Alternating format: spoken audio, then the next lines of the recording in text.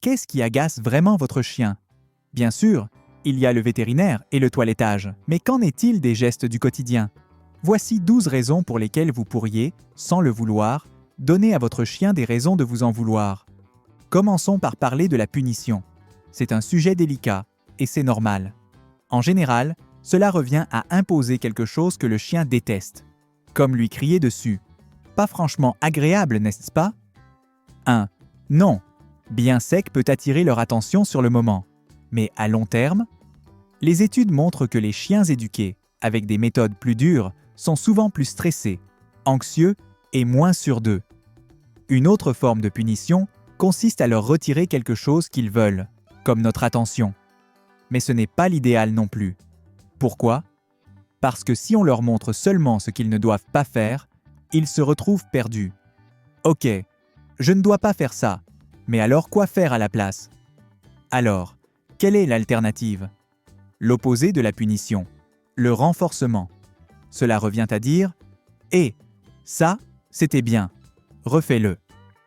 On peut encourager un bon comportement, soit en offrant quelque chose qu'ils aiment, comme une friandise, soit en retirant quelque chose qu'ils n'aiment pas.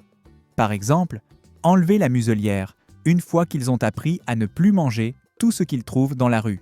La vie est bien remplie, pas vrai? Entre le boulot, les courses et les vacances, on passe forcément du temps hors de la maison. Et c'est comme ça qu'on garde le frigo plein. Et surtout, la gamelle du chien. Mais voilà le hic. Les chiens ne comprennent pas vraiment notre histoire de « je dois aller bosser ». Et pour certains, rester seul peut être vraiment difficile à vivre. Alors voilà le plan quand vous pouvez être à la maison. Privilégiez du temps de qualité. Quand vous êtes là, faites en sorte que ça compte. Instaurez une routine avec de longues balades et des jeux qui stimulent leur cerveau. Après tout, vous n'avez pas envie qu'ils redécorent le salon avec les entrailles du canapé, si?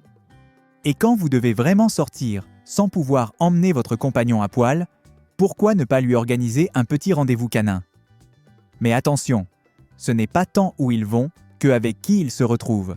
Comme nous, les chiens n'aiment pas être jetés dans une situation sociale sans y être préparés. Ils ont leurs copains, et ceux qu'ils préfèrent éviter, et ils le font très bien comprendre. Cela dit, encourager un chien un peu réservé à se faire un nouvel ami peut lui faire du bien. Mais il faut rester attentif aux signes qui veulent clairement dire « non merci », queue rentrée, regard fuyant, halètement nerveux. Et il y a aussi les signaux plus sérieux, comme une queue raide qui remue, le poil hérissé ou un grognement. Forcer un chien dans ce genre de situation peut lui faire perdre confiance en vous. Il peut même se demander si vous êtes vraiment là pour le protéger.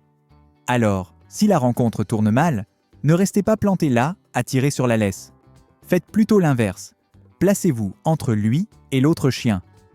Imaginez-vous coincé dans un ascenseur avec quelqu'un qui a mis bien trop de parfum. Eh bien, c'est un peu la réalité quotidienne des chiens. En bien pire, leur nez ultra sensible transforme certaines odeurs en véritable agression. Parmi les pires, le vinaigre, le piment, le vernis à ongles et les agrumes. Même si ça sent le propre pour nous, les huiles essentielles qu'ils contiennent peuvent sérieusement gêner leur respiration. Mais là où ça devient amusant, c'est que les odeurs qu'on trouve les plus repoussantes, les chiens les adorent. En fait, ce qui peut vraiment les contrarier, c'est l'erreur qu'on verra juste après, les couper du monde extérieur. Nous, on compte surtout sur nos yeux pour découvrir le monde. Mais nos amis à quatre pattes, eux, vivent tout à travers leur nez. Et c'est là que ça coince. On transforme parfois les balades en simples cases à cocher sur notre to-do list, en empruntant toujours les mêmes chemins et en les pressant. C'est comme visiter un musée les yeux bandés. Alors pourquoi ne pas essayer quelque chose de différent? Une promenade olfactive. Ralentissez, explorez un nouveau coin et laissez votre chien guider l'aventure avec son flair. Et pour marquer le coup, vous pouvez utiliser un harnais ou un sac spécial, réservé à ces sorties. Passons à un autre univers olfactif. Notre obsession pour les intérieurs ultra propres.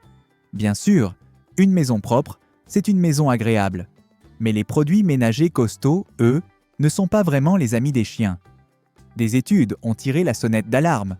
Respirer régulièrement de l'eau de javel ou de l'ammoniac peut provoquer des soucis respiratoires chez les chiens. Et même, les pousser à mal se comporter. Les nettoyants sans danger pour les animaux peuvent faire des merveilles pour garder votre maison nickel. Passons maintenant à quelque chose d'un peu plus délicat. Ces moments où votre chien semble buter contre un mur invisible, refusant d'avancer d'un pas. Peut-être qu'il sent venir le bain, la visite chez le vétérinaire, ou simplement un endroit qui le met mal à l'aise. Ce n'est pas de l'entêtement, c'est de la peur, tout simplement. Forcer un chien à affronter une zone de panique, c'est comme jeter quelqu'un qui a peur de l'eau dans le grand bassin.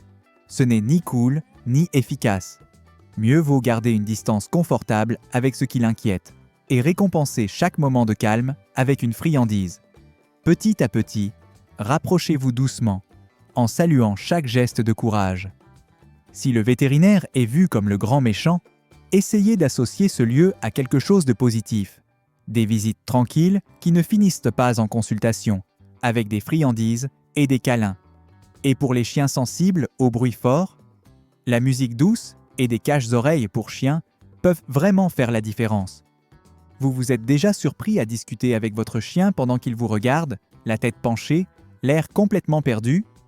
Les chiens peuvent capter des mots comme « promenade » ou « friandise », mais un long discours humain, pas vraiment. Ce qu'ils comprennent bien mieux, c'est notre langage corporel. Et ce qui complique tout, c'est quand nos gestes disent le contraire de nos mots. Par exemple, vous dites à votre chien de rester, mais vous vous penchez en avant, main tendue. Pour lui, c'est comme une invitation à venir vers vous. Alors quand il s'exécute et se fait gronder, il ne comprend plus rien. Et c'est normal. Vous connaissez l'expression « sentir la tension dans l'air » ? Eh bien, les chiens la sentent, directement à travers la laisse. Une laisse détendue, c'est comme dire à votre compagnon poilu « tout va bien, relax ». À l'inverse, une laisse tendue envoie un signal d'alerte. Ça veut dire « attention, on est tendu ici ». Et votre chien le capte instantanément, parfois même avant que vous ne réalisiez ce que vous ressentez. En plus, imaginez ce que ça fait pour eux, être constamment tirés en arrière tout en sachant qu'ils ne peuvent pas fuir s'ils en ont besoin. Maîtriser l'art de la marche, en laisse détendue, c'est un peu le Graal des promenades. La routine les déprime, eux aussi. Nos boules de poils peuvent se retrouver en plein blues de l'ennui, surtout quand leurs humains sont pris dans le tourbillon du quotidien ou trop crevés pour jouer. Mais bonne nouvelle, il existe un remède sympa et rapide. Les petits jeux éducatifs. Apprendre un nouveau tour, revoir les anciens ou jouer à cache-cache avec leur jouet préféré peut faire des merveilles. Vous avez déjà testé l'agilité urbaine pendant les balades ? C'est comme un parcours d'obstacles en version citadine et c'est super amusant. Et ce n'est pas juste une question de fatigue physique, ça leur vide aussi la tête dans le bon sens. Une simple séance de 15 à 30 minutes d'exercice ou de jeu éducatif par jour peut totalement rebooster leur morale. Parlons un peu de la taquinerie. Ça peut sembler inoffensif, non ? Voire un peu drôle ? Pas du tout du point de vue d'un chien. Que ce soit aboyer en retour, faire des grimaces derrière une vitre ou tirer sur leur queue pour rire, ce genre de comportement n'a rien d'amusant pour eux. C'est déroutant, frustrant. Et ça peut même entraîner des réactions compliquées à gérer plus tard. Donc la prochaine fois que l'envie vous prend de taquiner un chien pour rigoler, rappelez-vous que ce qui vous fait rire peut être pour eux une vraie source de stress. Et côté mode, on adore habiller nos toutous avec les dernières tendances. Mais soyons honnêtes, ils ne rêvent pas de devenir mannequins. Un pull douillet peut être parfait en plein hiver, mais il faut toujours s'assurer que la tenue est confortable, qu'elle ne frotte pas, ne serre pas et ne gêne pas leurs mouvements. Parce qu'au final, ça reste un jeu tant que personne ne se sent ridicule.